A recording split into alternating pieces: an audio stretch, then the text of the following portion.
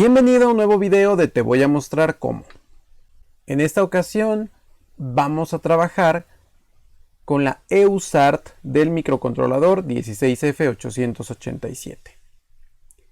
Este módulo es un módulo que nos va a permitir establecer comunicación con otros dispositivos, tales como computadoras, teléfonos celulares, otros microcontroladores y etc. La operación de este módulo generalmente la hacemos a través de una librería que existe en nuestro compilador de C, pero hay ciertas características que debemos conocer y comprender para poder sacar un mejor provecho de sus posibilidades. En los siguientes ejemplos vamos a utilizar este módulo en modo asíncrono. Esto quiere decir que el reloj de operación del microcontrolador es independiente del reloj de operación del otro dispositivo con el que nos vamos a estar comunicando. Y básicamente en este modo de operación el microcontrolador va a trabajar como esclavo. Cuando hacemos comunicación de tipo síncrona, entonces el microcontrolador es quien proporciona la señal de reloj y puede trabajar ya sea como maestro o como esclavo. Aquí tenemos el diagrama de bloques del sistema de transmisión de información. Como podemos ver, hay diferentes registros asociados al control del envío de un dato. Y estos datos van a ser enviados a través del pin marcado como TX, que va a ser nuestro pin de transmisión.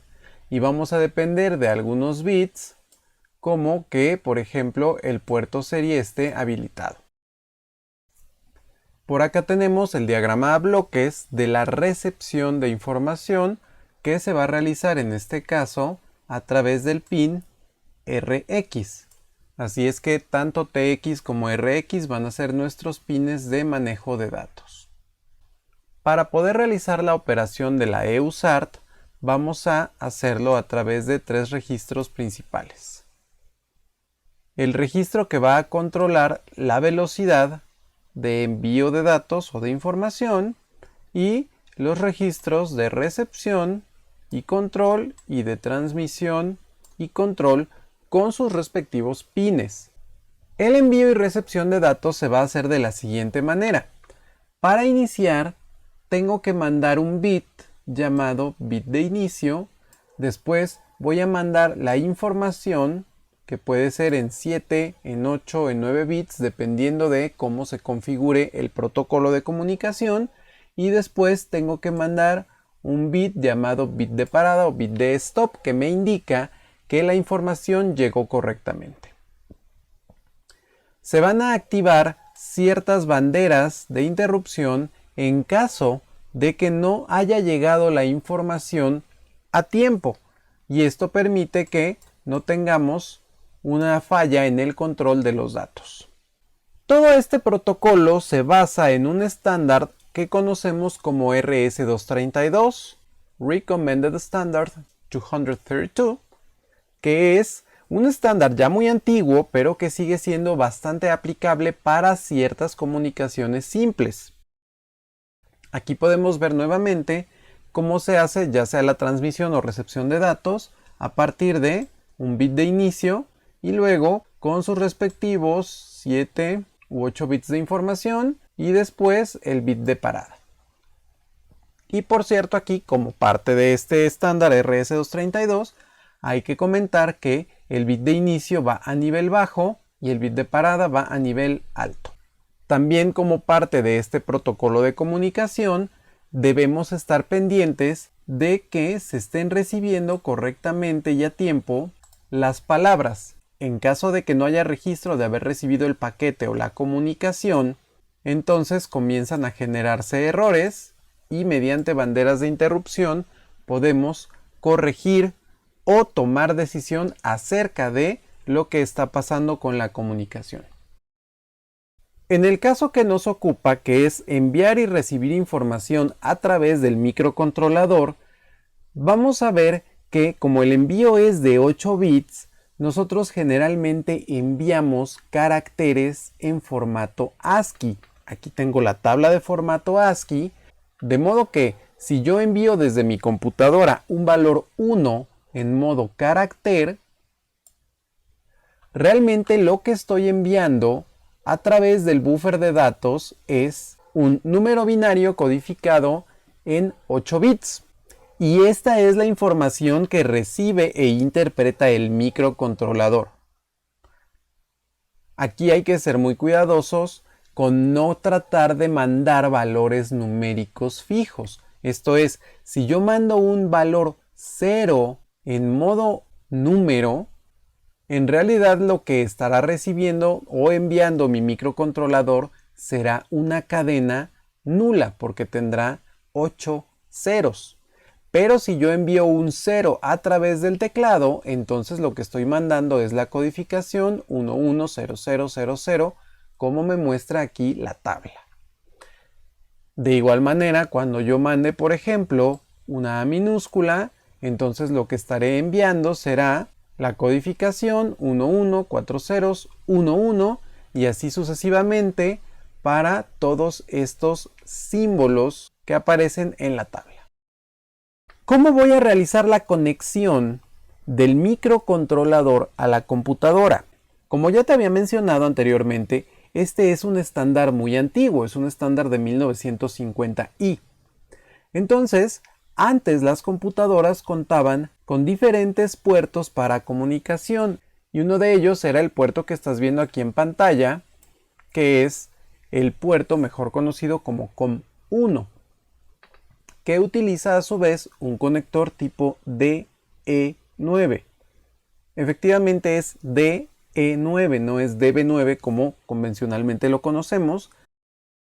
Decíamos que en las computadoras antiguas aparecía este conector DE9 en el cual yo podía colocar diferentes dispositivos de comunicación y cada uno de estos pines tenía una aplicación particular.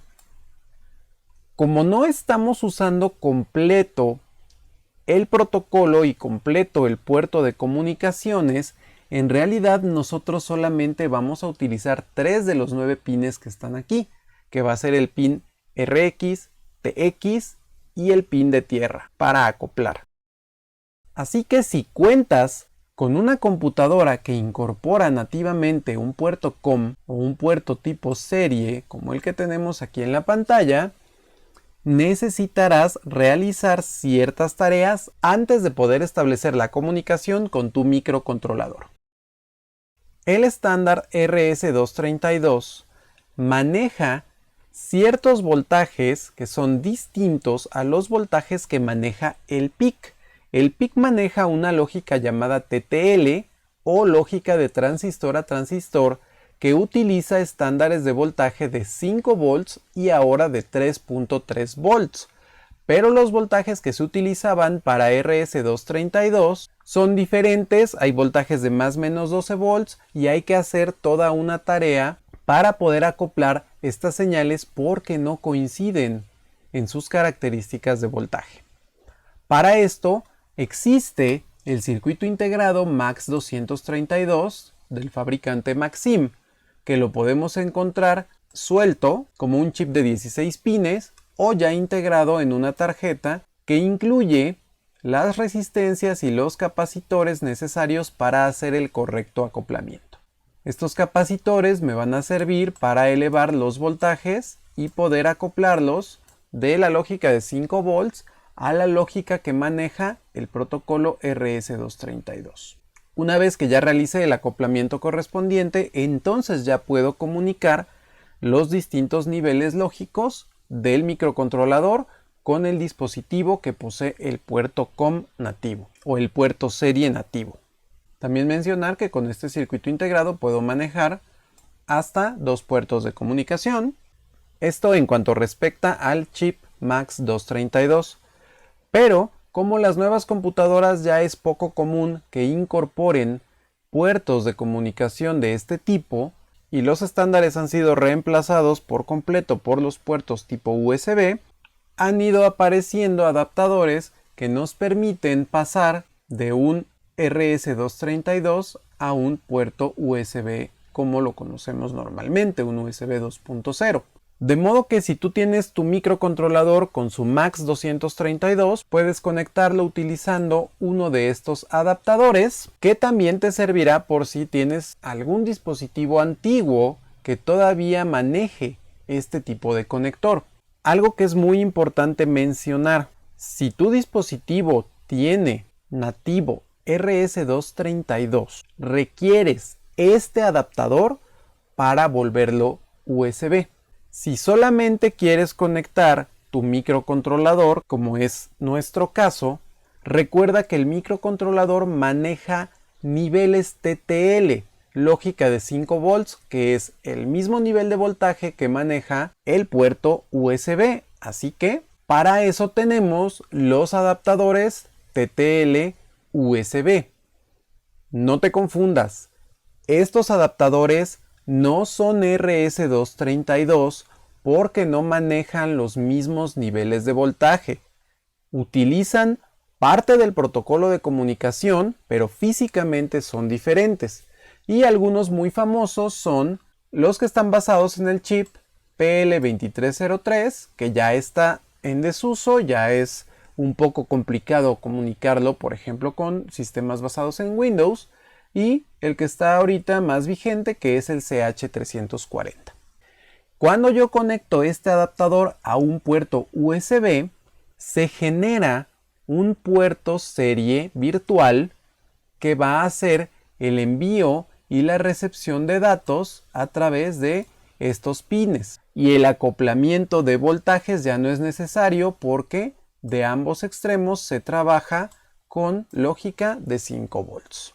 Incluso con estos adaptadores tenemos la posibilidad de manejar el nuevo estándar de voltaje de 3.3 volts. Así es que si lo que te interesa es conectar tu PIC, puedes basarte en una de estas soluciones y te ahorras el adaptador RS232 a USB y la instalación del chip MAX 232. Y como la tecnología en estos días avanza a pasos agigantados, después de que se generó el protocolo de comunicación Bluetooth, entonces salieron estos dispositivos que también emulan comunicación por puerto serie, manejan lógica de TTL, pero además ahora son inalámbricos y aunque su distancia de operación no es muy grande, tienen rangos entre 10, 20, 30 metros, para las aplicaciones móviles que nos interesa desarrollar son sumamente útiles.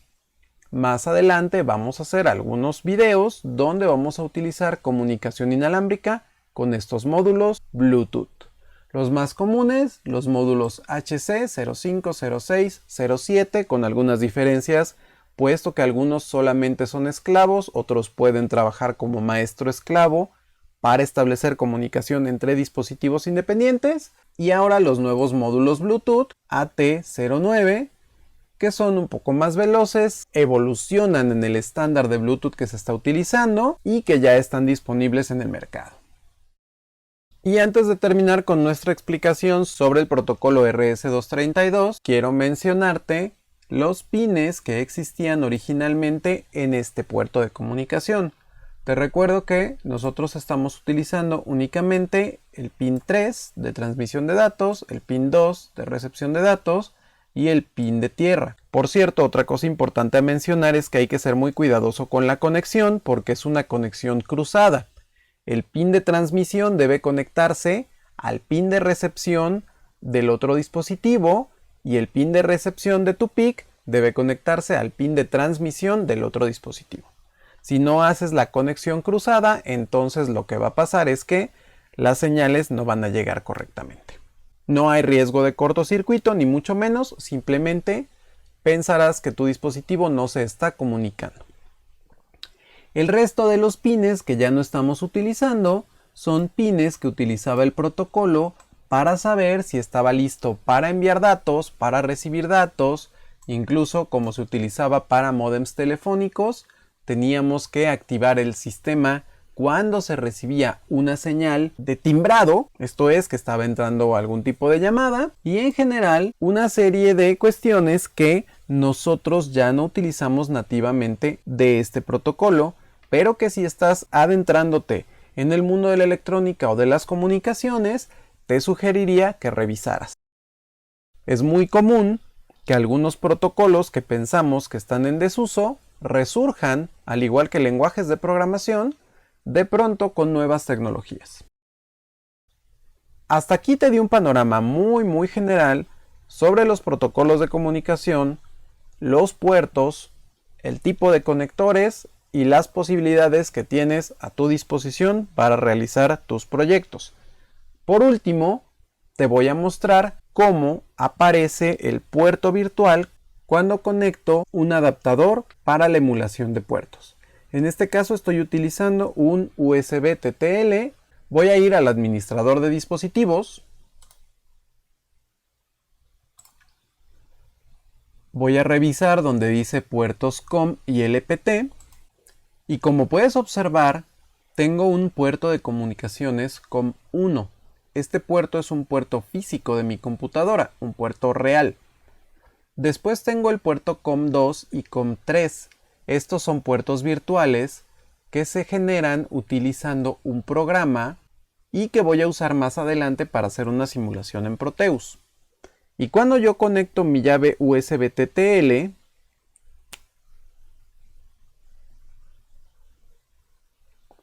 aparece un nuevo puerto serial llamado CH340. Se llama así porque está basado en el chip CH340. Y si yo me voy a un programita llamado PuTTY, puedo establecer conexión con el puerto de comunicación número 16. Voy a conectarme a PuTTY a través del puerto serie número 16 y voy a modificar de una vez por aquí parte de las apariencias de mi terminal y abro la conexión con el puerto. Aquí lo único que estoy haciendo es conectar mi USB TTL a la computadora, que de paso energiza al dispositivo, y establezco un puente entre RX y TX. Con uno de estos mismos jumpers puedes establecer el puente. Y con eso voy a hacer algo que llamamos eco. Eso quiere decir que cuando yo presione algo en el teclado se va a enviar a través de este pin y se va a recibir de regreso en RX, así es que lo que mando al teclado lo recibo en el teclado. Esta es una forma muy práctica de corroborar si tu puerto se está comunicando y vamos a escribir algo.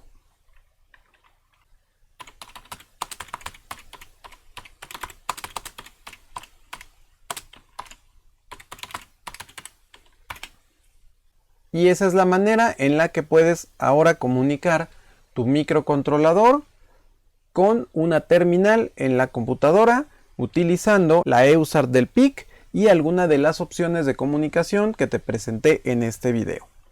En un siguiente video voy a desarrollar el programa de comunicación para que puedas grabarlo en tu microcontrolador y empezar a hacer tus propios proyectos. Nos vemos muy pronto, no olvides suscribirte, regalarme un like, comentarme si te gustó el video y hasta pronto.